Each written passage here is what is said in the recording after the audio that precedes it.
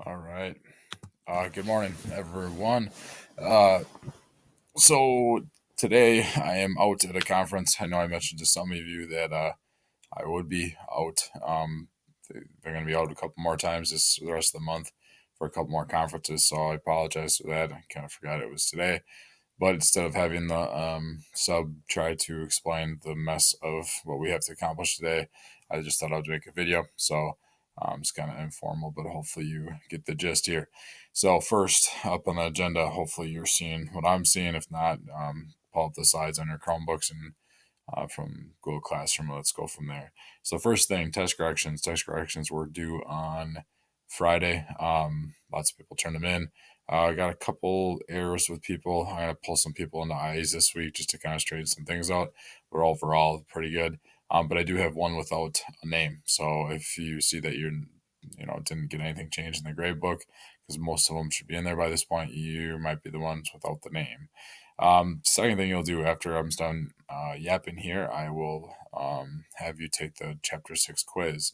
Remember, this one's going to go into the practice category of your grade book, but this is really just the nuts and bolts of Chapter 6, the who, what, when, where, and the significance. There's 13 questions, so this should take you between 12 and 15 minutes. And then you'll move on to the next thing, which is DBQ analysis. So for homework, you analyzed, annotated, and kind of understood the various documents that you guys had at that DBQ. Then what you're going to do is you're going to click or go into Google Classroom and click the slides there, and you're going to fill this sheet out, right? These sheets are kind of designed to help you kind of dissect and analyze DBQs. So again, there's a front and back you guys will get if the sub would pass that out so kindly, that'd be greatly appreciated. And then you'll write the name of the document, when it was written, author, and this is to get you kind of think about the importance of the document, and then kind of answering the questions below will help you even more. So again, the first one's historical context. When we talk about context, you're to put something into context. You're kind of looking at the larger picture. So what, where, and when was the source or the document created? What's going on at the time, before, after, during, at that place, around the world, in the United States, just to give kind of a better understanding of what's going on.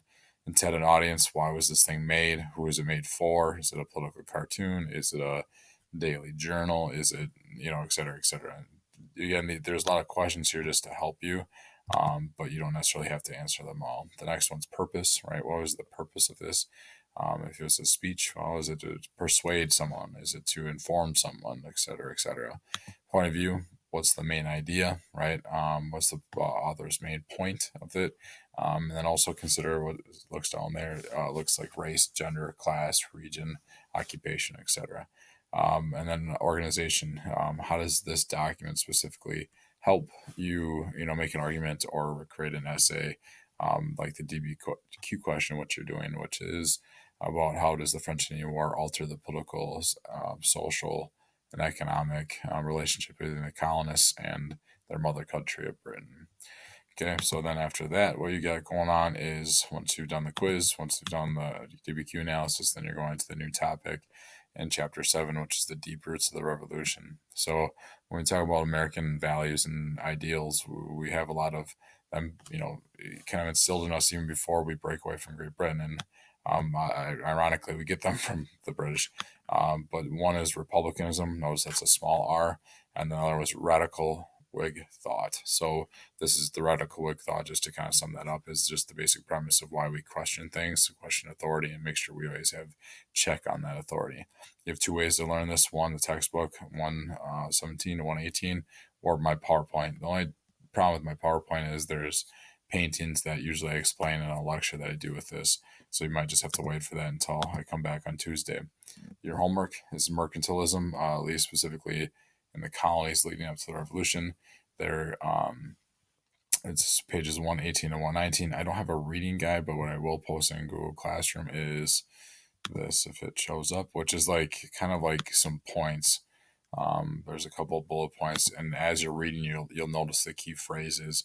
So maybe you want to make a copy of this and then like jot down the notes, but should be able to kind of talk about at length each of these kind of points. And again, once you're reading, so you'll start reading, you'll understand what this is.